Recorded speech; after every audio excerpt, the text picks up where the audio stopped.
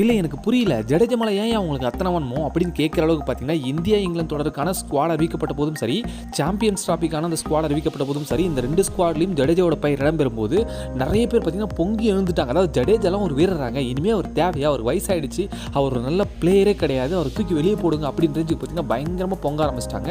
இதில் மிக முக்கியமாக பார்த்தீங்கன்னா உள்நாட்டு சேர்ந்த வீரர்கள், அதாவது நம்ம ஊர்க்காரர்களே ஜடேஜாவோட அந்த செலெக்ஷன், அதாவது ஜடேஜா தேவையில்லாத ஒரு நபர், அவர் எக்ஸ்ட்ரா லக்கேஜாக நீங்கள் டீமில் வச்சிருக்கீங்க அப்படின்னு ரொம்ப பொங்கி எழுந்துட்டாங்க. அதில் மிக முக்கியமாக சொல்ல வேண்டியவங்க பத்ரிநாத், அப்புறம் நம்ம சஞ்சய் மஞ்சுரேக்கர் 2 பேருமே பார்த்தீங்கன்னா முன்னாள் வீரர்கள். ஆனால் இவங்க 2 பேருமே ஓப்பன் ஸ்டேட்மெண்ட்டாக என்ன சொன்னாங்கன்னா, எதுக்கு ஜடேஜாவை டீமுக்குள்ளே கொண்டு வரீங்கன்னே தெரியல, எந்த சீரிஸ்க்கும் தேவையில்ல, ஒரு சாம்பியன்ஸ் டிராஃபிக்கும் தேவையில்லை, ஒரு பெரிய பிளேயரே இல்லை அப்படின்னு சொல்லிட்டு இருந்தாங்க.